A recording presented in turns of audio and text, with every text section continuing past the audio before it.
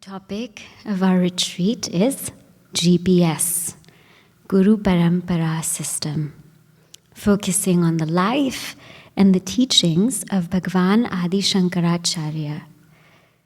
To speak or to reflect or even to think about Adi Shankaracharya ji, one must have a lot of punya. We must have done some good karma somewhere, somehow. Because when we think of great people, automatically we become highly purified.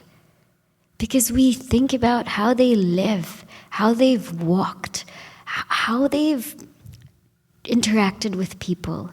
And when we think about that and dwell on that, we start wanting to make those same changes in our lives. So the study and the reflection of great people is an important part of our tradition. And we are blessed to study Adi Shankaracharya ji. And throughout this retreat, I hope we'll understand why. I know that the aim of the retreat is to come up with a curriculum for the summer camp. And I will do it in the best way I can, or rather let him do it, in a way that it won't be very systematic or in a curriculum type way, but I just want you to revel in Bhagavan's life. Just revel in his life and just enjoy. Because when you love him, then you'll be able to share his glory even better. So we'll start. So, before we get into the topic of Guru Parampara system, first we need to understand what it means to be a Shishya. It's okay to have a guru, but what does it mean to be a Shishya? Shishya means student. Shishya Bhava means what should be the emotion, what should be the character of the student who wants to learn about the Guru. There's this beautiful Subhashita. I'll read it out to you, then I'll explain to you. Acharyat padamadatte padam shishya swamedhaya sabbrahmacharyabhyah padam kalakramena cha. Acharyat padam adatte. It says that learning happens in 4 quarters. The first quarter of learning is from the Acharya, from a teacher. Padam Shishya Swamedhaya. The second quarter happens through one's own intelligence or reflection. Sabbrahmacharyabhyah Padam. The third quarter happens through discussion. Through engaging in dynamic talks and exchanges with our peers. Padam kalakramena cha. And the last quarter happens in time. So what does this mean? First, we have to learn how to listen. Listening means what? Listening means our full attention is exactly where it's meant to be. To listen also is an art. Because if we eat too much, if we had too much pav bhaji, you can't listen. It's very hard. If we had a crazy day today and, couldn't sleep last night, very hard to listen. Just to even listen properly, one has to eat well, one has to sleep well, one has to have their transactions or their interactions with people have to be relatively peaceful and calm. Because if not, if it was disturbing, then you would be thinking of that right now, right? Why did he say that to me? Why did she say this to me? All of these things will come in your mind, isn't it? So just to listen, imagine, wow, what tapas we have to undertake. We cannot just come into any satsang and sit and plot ourselves there. It doesn't work that way. A shishya has to do tapas just to listen. In the Vedanta course, the days that there was bhiksha, sometimes people would serve bhiksha and they would serve all these things with dessert. And if you eat too much, you're gone. Vedanta is gone. You can't learn anything. So we have to be careful, so careful to think about what we're going to eat. Think about sleeping on time, etc. So first we have to know how to listen. And how to listen also means with an open mind. That, we all have our own beliefs. We all have our own cultures, our past, our memories. But when we come to listen to Vedanta, be open. I may not understand everything right away. And sometimes I may question things. How can this be? Why is it like this? It's okay. Don't create a block. Don't create a block to Shravanam. Just let it go in. Whatever you don't understand, write down. And then go back to it later. But let everything just flow. Let everything go in. It may not be clear. It's okay. But just let it go in. So the spirit of listening means taking that tapas, practicing that austerity just to listen. Being open. And it also means a spirit of surrender. That in Bhagavad Gita, when is it that Lord Krishna spoke to Arjuna? When Arjuna said, I'm dharma samudha cheta. I'm confused now. You please tell me. Yat shreya nishchitam bruhitan me. You tell me what is shreya. So that element of surrender also needs to be there. So first quarter is just listening. Now if this part is not clear, forget the other 3 quarters. Done. You see? So the first quarter has to be clear. Now, as I said, some things won't hit you right away. So the next quarter is swamedhaya, means I reflect on it. Whatever I've taken, like whenever you go for a talk, go for a lecture, after you finish, you take the crux of it and just reflect on it. See how it plays in your life. See how you can see it in so many different angles. See if it relates to something you already know, that you've already seen somewhere. See how it matches up. And you keep your mind thinking and thinking in that. Let your mind go there. The problem is we think about it 2 minutes and then that's it, isn't it? Let your mind dwell in it. And only then, after that, then sab brahmacharyabhya, then you have a discussion. Nowadays, you have discussion group, nobody's prepared, you just go and discuss. And then what happens? Everything goes on a tangent, right? This is the topic, and then go somewhere else, and then go somewhere else. And what are you doing this weekend? Yeah, I'm going here, I'm going. This is what happens. Before we go into any discussion with anyone, swamedhaya, I must also bring something to the discussion. I cannot be just there, I won't prepare, everybody else will prepare, so it's okay. No, I need to read, I need to reflect on it, think about it, have some different angles, and then let's share. Maybe you can shed some light on something that I didn't understand, and maybe I can shed some light on something you didn't understand. So then only the discussion has quality. Otherwise it becomes very superficial. And the last quarter means wait. Just be patient. Be patient. Because it takes time for knowledge to really sink in. We can reflect as much as we want. And sometimes we may even wonder, how come we can't practice what we've learned? Because it takes time. So it took Arjuna 700 shlokas. Now, you think it's going to take you only 1 shloka or what? No way! It's not going to take us 1 shloka or 2 shlokas. If it took Arjuna 700 shlokas, at least it should take us that long. Because we're all like Arjuna, isn't it? So just wait. And when we learn this way, this is called being a Shishya. This is Shishya Bhava. So anything that we learn from anybody, be open, reflect, discuss, and then wait. Now, what does it mean to be a guru? Wow. Guru, you've all learned so many times, right? Remover of ignorance. There's a Sanskrit shloka. I'm going to recite a few Sanskrit shlokas here and there because we're talking about Bhagavan Adi Shankaracharya. Gukara andhakarastu rukarastan nirodhakrita andhakara nirodhatvat Guru Ritya Bidhiyate. Gukara Andhakarastu. Gu means darkness. Rukara, Ru means Tannirodakrit, that which takes away the darkness.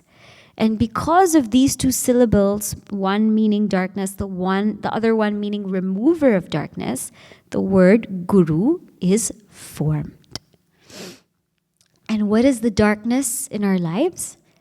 As a student of Vedanta, darkness is ignorance. Darkness is ignorance because it is only because of ignorance all sorrow happens. The root cause of every single thing is just ignorance. If you and I want to know why we're feeling sad, it's because we forgot the knowledge. That's all. Every time we feel sad, it means we've forgotten what we've learned. Because most of you have been in Chinmaya mission. Most of you have learned so many things, have gone to so many discourses. But that moment when I'm breaking down, it's because what I've learned isn't there. I've lost sight of it. So ignorance is darkness. Now in our culture, a guru is one who is Shrotriya and Brahmanishta. These are two very important qualities. Shrotriya means someone who's well versed in the scriptures, and not only that, but someone who can communicate it. Because people may be very well versed, but they cannot say anything. They cannot communicate. Then that cannot be guru. How will you learn from that person? So somebody has to be able to share what they have learned. That is Shrotriya. And they have to know not only the scriptures, but the essence of the scriptures. Many people have read Bhagavad Gita. If you ask them what's in Bhagavad Gita, karmanyeva adhikaraste. Right? Well, they should know the essence of it. This is Guru. Very, very clear about it. Brahmanishta means they abide in that knowledge. It means that knowledge is just not a superficial intellectual thought. It means that they're walking that knowledge. They don't only talk it, but they walk the walk. Like how Puja Gurudev, so fearless, so just every breath was a teaching. Shrotriya, he knew. He wrote commentaries on all the major Upanishads, most of them, and on Bhagavad Gita. And if we read about him, if we revel in him, just see his interactions with all people, Brahmanishta, to the core. So Guru means that. We are so fortunate. We have Guru Parampara. And here you have Swami Dhiranandaji. That is a great fortune. To have somebody like that in one's life, you better be beside him all the way. Because not many people will get that opportunity. And you have it. So Guru is Shrotriya. Guru is Brahmanishta. Now, we chant Guru Stotram. And when we chant Guru Stotram, what happens? We forget the order of this and we forget what's happening, what comes next, what comes after Chaitanya Shashvata Shanto. We know it somehow, but we don't know the order. But when you reflect on Guru Stotram, I tell you, it is an eye-opener or a heart-opener. You all know the shloka, Naguror adhikam tattvam, Naguror adhikam tapaha, Tattvajnanat param nasti, Tasmai Shri Gurave Namaha. Naguror adhikam tattvam. There's no higher truth than the Guru. Oh, look at that. Why? Because the Guru lives it. The Guru lives it. It's not just the Upanishads, the Bhagavad Gita. We're reading the lives of great masters. But the Guru is the one who's actually living it. And what's best about the Guru is the Guru can come to our level. We may not be able to understand everything that our Shastras say, but the Guru can come to our level and say, here, come here, let me show you what I know and I will take you along. So, Naguror adhikam tattvam. Naguror adhikam tapaha. There is no higher austerity than serving the Guru. Wow. We may practice so much tapas. When we think of tapas or austerity, we think fasting. We think being in monam. But I tell you, serving the Guru requires guts. Because what does the Guru do? They break your ego. They shatter it like anything.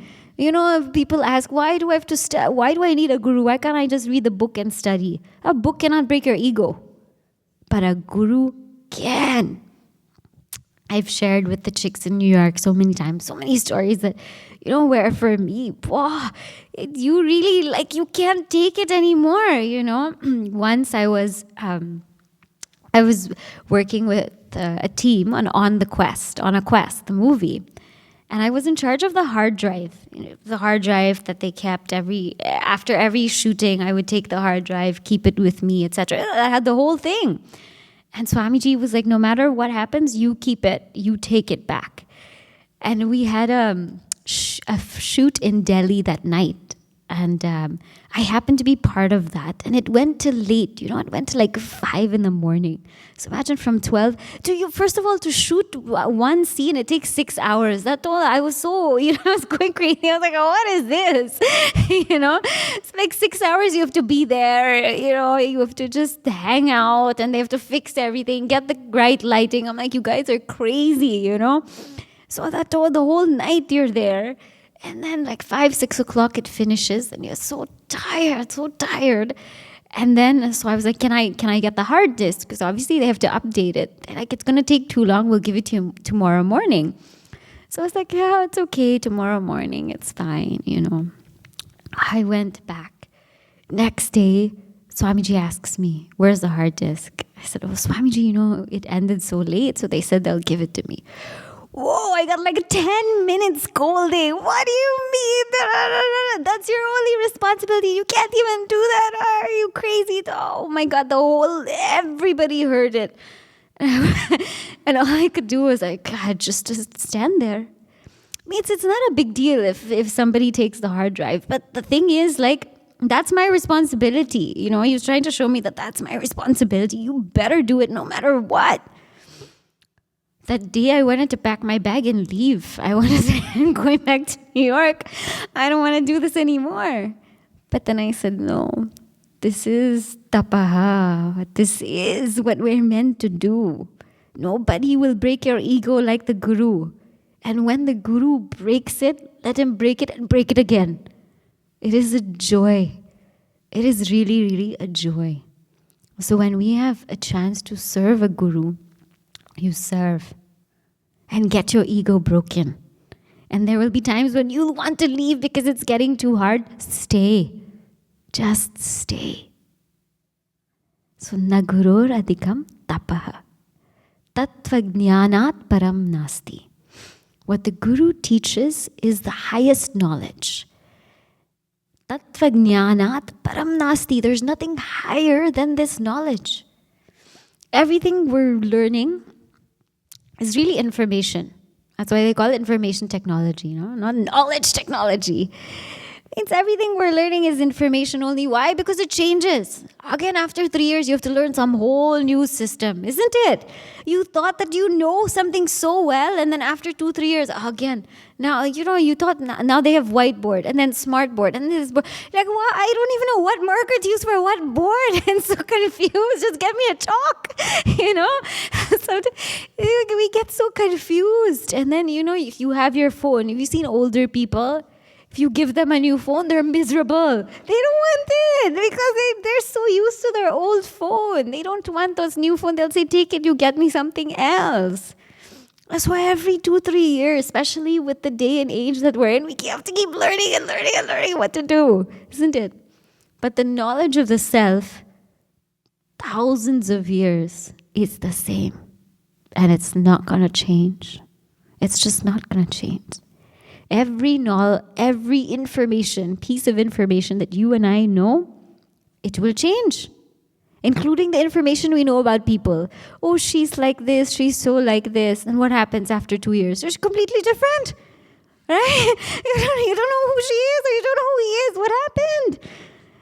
Like that, everything is like that only.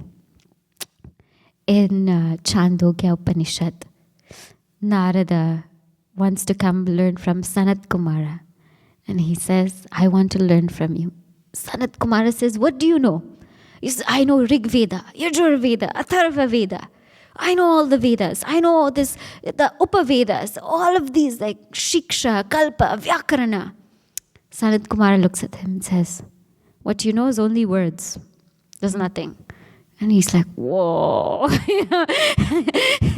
I'll teach you something, you look at that. And he knows Veda. Means we know this much. He knows Veda. And Sanat Kumara is like, you just know words. Relax, chill. I'll teach you something worth knowing. Tattva jnanat param nasti. There's nothing higher than this.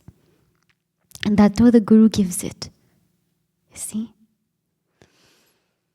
Tasmai Shri Gurave Namaha. And I bow down to the Guru. Namaha to the Guru. What is real salutations to the Guru? What does bowing down to the Guru mean? When we do namaskar, what happens? The highest part of ourselves bow down to the lowest part of the Guru, which means we're willing to give everything we've got at their feet. And their feet, why do we bow down to their feet? Because it's the values that they stand on. That's what we really bow down to. And when we're willing to give everything, what does that mean? It means, oh Guru, if there is a clash between my desire and your desire, let your desire win. Let it overtake mine. That's what it means to bow down. Otherwise you do namaskar. Right? Gurudev says so nicely, namaste, namaste, kuch nahi samajhte. So nice he says in his talks. But really that's the bhava we go with. Your desire should win over mine. Because your desire is going to be better than mine anyway. It always is going to be better. This is what a guru is. Means this much only I'm sharing with you, but a guru is so much more.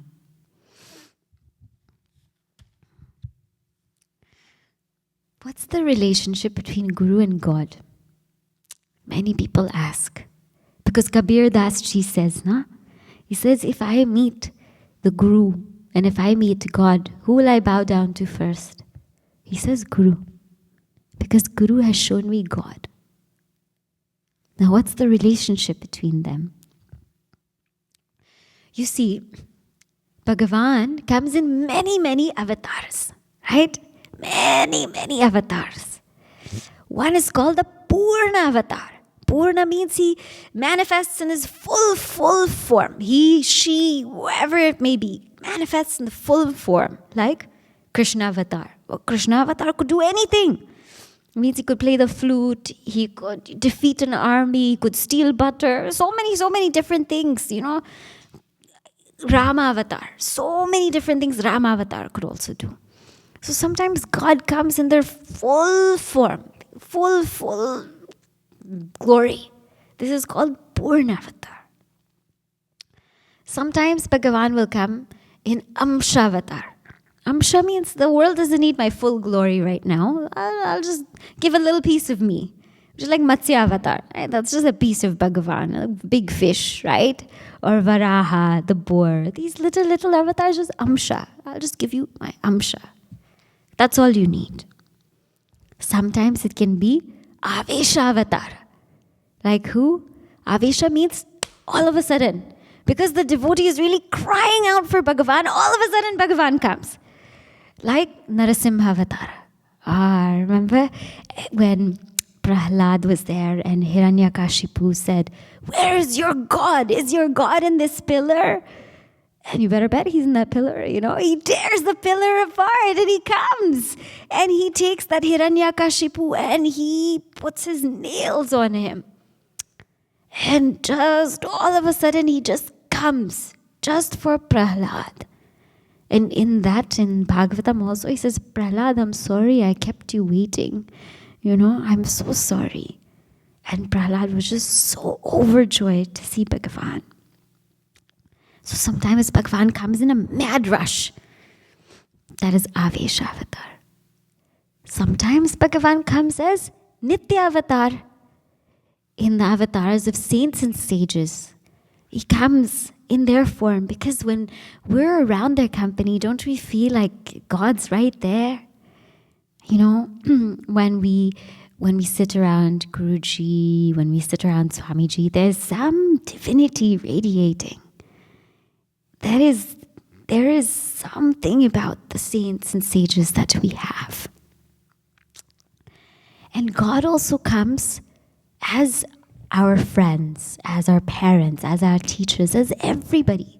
Don't think God is going to come to your life just as Rama, Krishna, Durga, Lakshmi, Saraswati. No way. Bhagavan doesn't only look like that. He looks like you too, you know? When there's divinity expressing in you, that's God.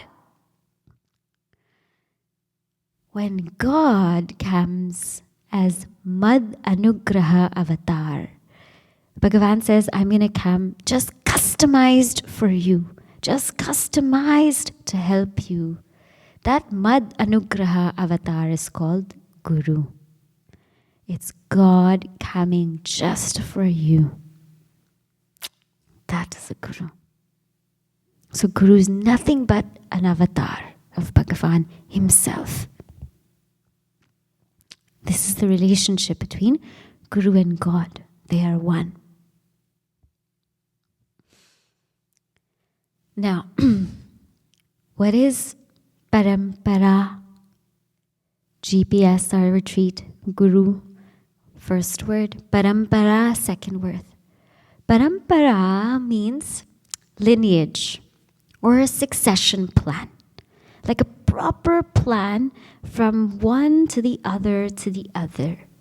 You see, some organizations, they depend not on a succession plan, they depend on one person. And then what happens when that one person passes away? Everything is gone. The whole knowledge is gone because that one person passed away. But when you have a parampara, when you're handing things over from one person to the next, then it's a succession plan that you have. And when we do it well, it means the person who's whenever we're handing something to somebody else, we have to hand it down the cleanest, clearest way possible. Don't think that I'm out, so whatever happens is it's all your problem. No.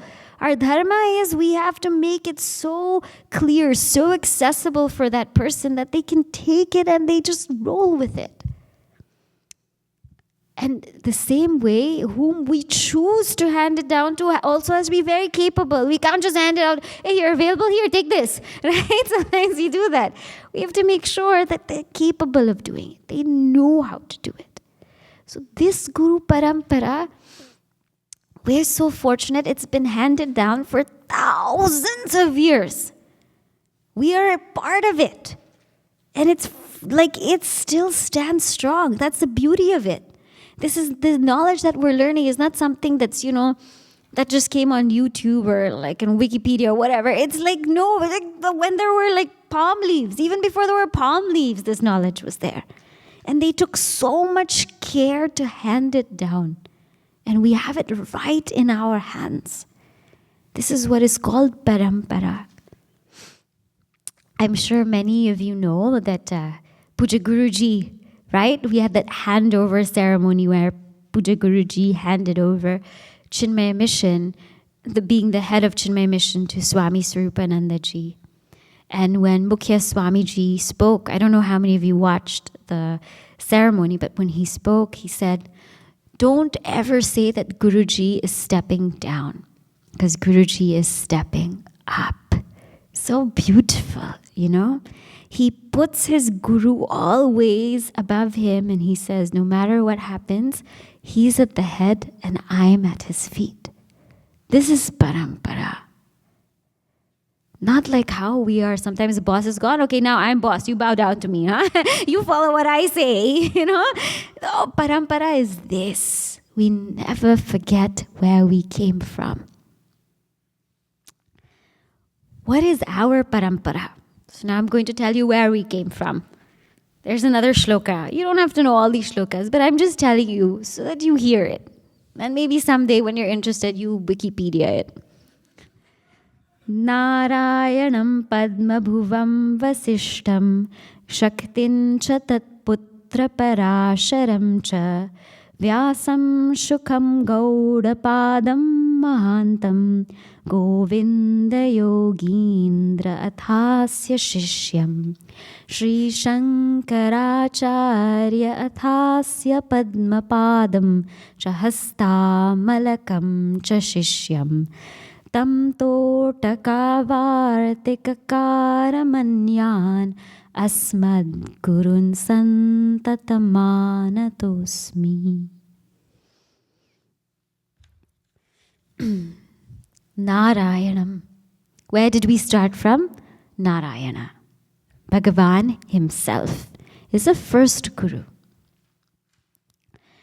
Padma Bhuvam means Brahma. So first is Vishnu, then is Brahma. Then is Vasishta. So Vasishta is the Manasa Putra, or the child of, I don't want to say mental child, I don't know how to translate Manasa Putra, but then child of Brahmaji is Vasishta. Vasishta then had a son, Shakti. So then the parampara was handed to Shakti. Then Tat Putra Parashara. Shakti's son is called Parashara. Then it was handed to Parashara. Then Parashara had a son called Vyasa and handed it to Vyasa. Then after that, they were all married, having kids. Then it became all single. Vyasa's son is Shukacharya. From Vyasa to Shuka. From Shuka, his disciple was Gaudapada. And from Gaudapada, his disciple was Govindapada. And from Govindapada to Shankaracharya. And from Shankaracharya to his four main disciples, Totakacharya, Padmapadacharya, Sureshwaracharya, Hastamalakacharya. Four of these. And then from then on, the whole Guru Parampara tradition started. Then we have, and I'll talk about it a little bit later, but from the Sringeri Mat, of which Sureshwaracharya ji was the first Acharya, from Sringeri Mat we have Swami Shivananda, we have Puja Gurudev, Swami Chinmayananda. Then, of course, we have Puja Guruji, and now we have Mukhya Swami. So we've come from a long lineage. Many times they have this, what do you call that? That tree. You have to trace your tree or whatever, your ancestral tree. This is our tree of Guru and Shishya. This is where we came from. This is the tradition that holds us together. Now, what is system? So we did Guru, we did Parampara. Now system. System means there's an order. So there is a Guru, there is a succession plan of how something is being handed over. But it's also done in a very systematic order. In anything, everything is done in a systematic order.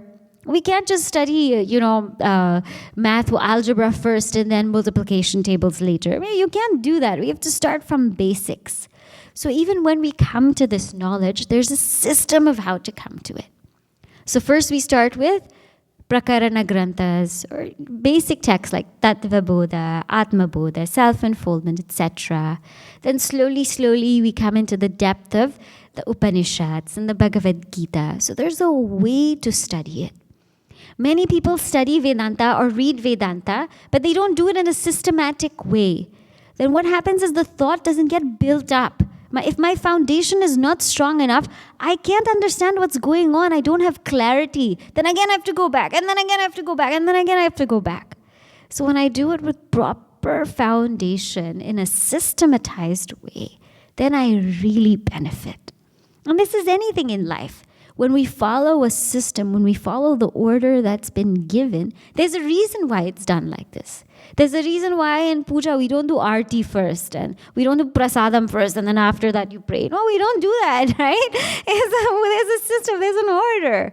And when we follow that, we benefit from it.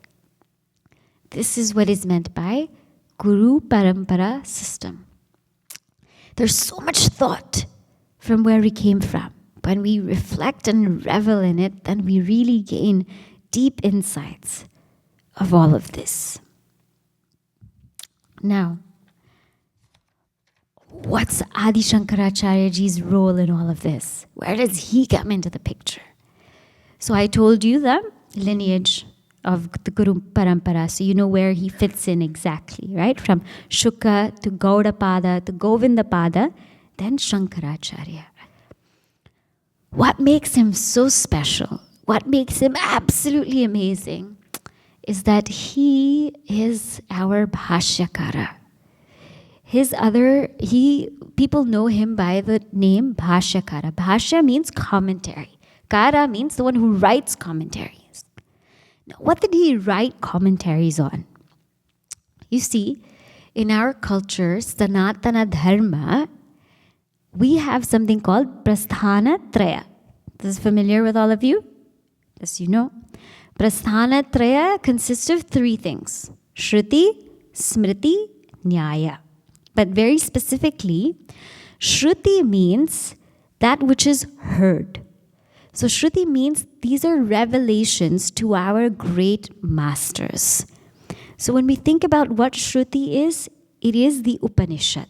The Upanishad is the crux of the Veda. You all know Veda has different parts, right? So there's one Veda, there's 4 volumes. But in that one Veda, there's the Karma Kanda and there's the Jnana Kanda. Karma Kanda has to do with rituals. Jnana Kanda has to do with the knowledge part. The Upanishads is found in the Jnana Kanda. So that's where it's from. So when we talk about Shruti, we talk about the Upanishads. When we speak about Smriti, Smriti means that which is reflected upon, that which is remembered. These are authored texts. See, Shruti is not authored. Shruti is a revelation.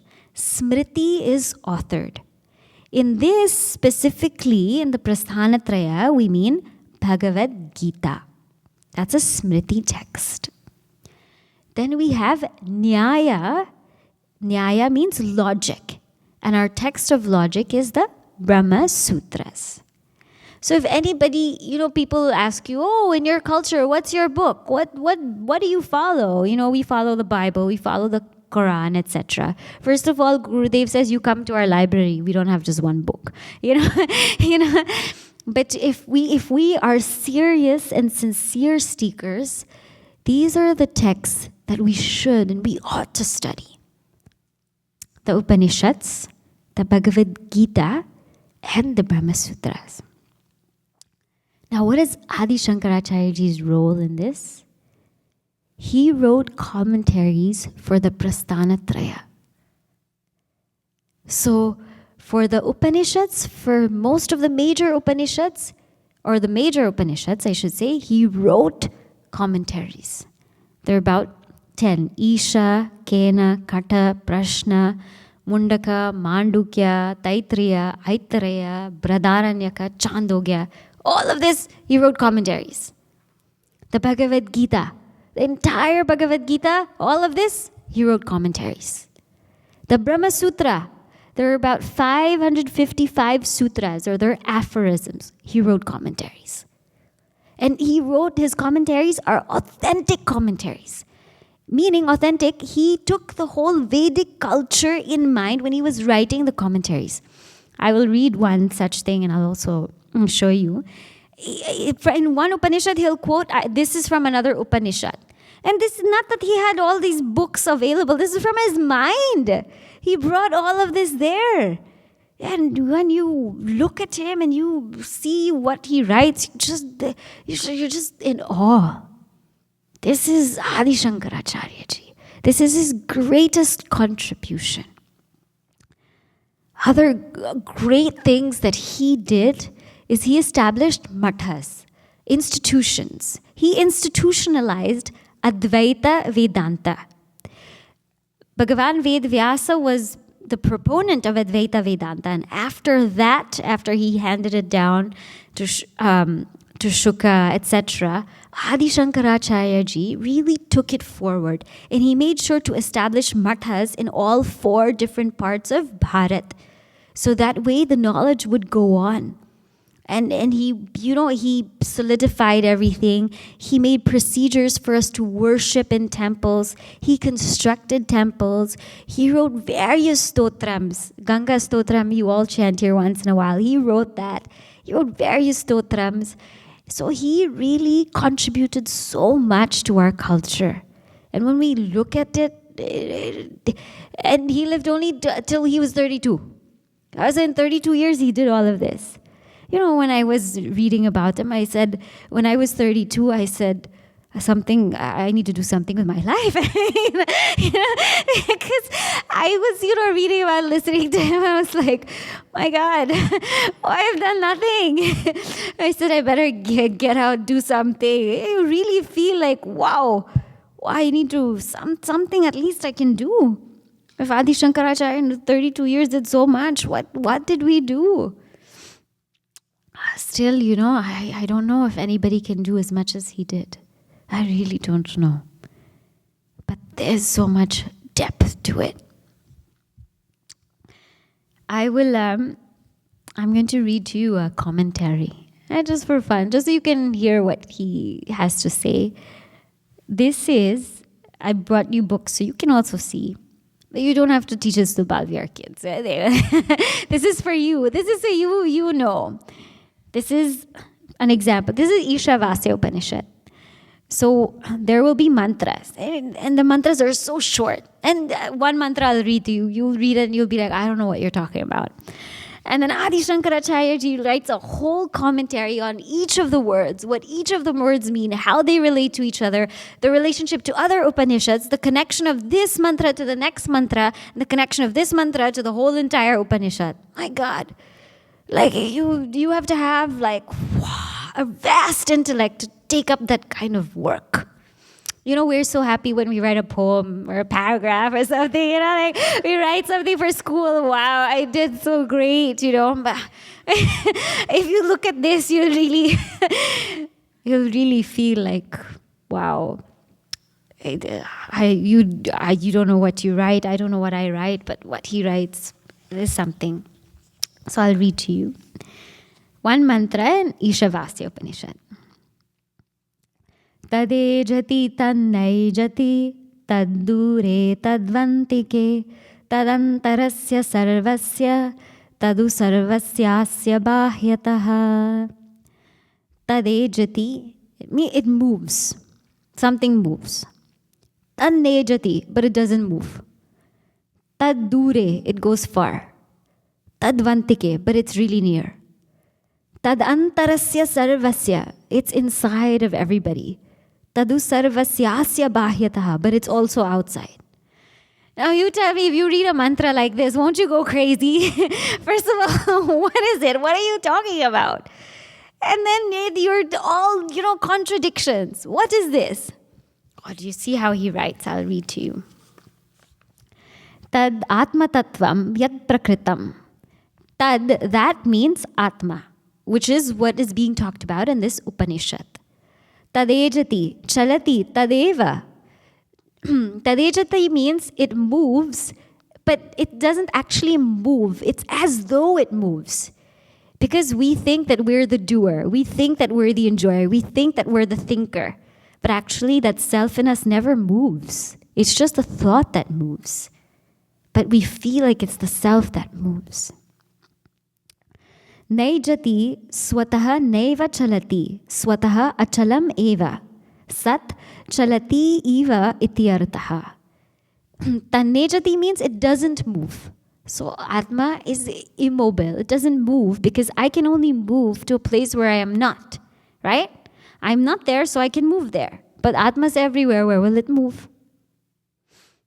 Then he says, Taddure. Taddure Varsha koti shatehi api vidusham apraptyatvad dureva. He says, for a person who is ignorant, avidusham, even if they tried 1,000 crore years or 100 crore years to try and gain this, it's very far. Better luck next time. It's not going to happen. But he says, tadu antike, but it's near. Iti chedaha. Tadvantike samipe atyantameva vidusham atmatvat na kevalam dure antike cha. For a person who knows the self or who's a seeker, it's very near. See how beautiful? For ignorant, Atma is very far. But for one who revels in the self, who seeks the self, Atma is very near. He says, tadantaha abhyantare asya sarvasya ya atma sarvantaraha.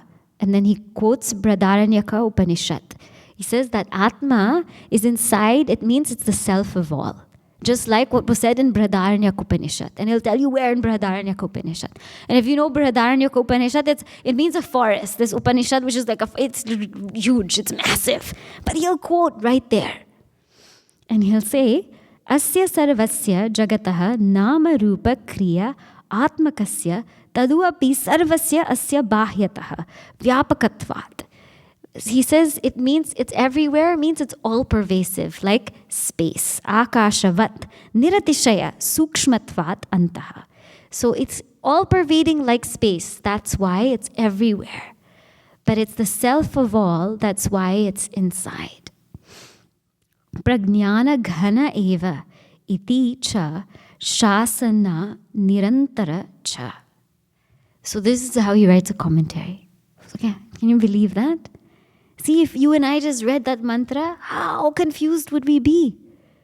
But like this, there's so many puzzling mantras in our Upanishads. You must have come across. In Katha Upanishad, it'll tell you, Ashariram Sharireshu. It has no body, but it has a body. Oh, what are you?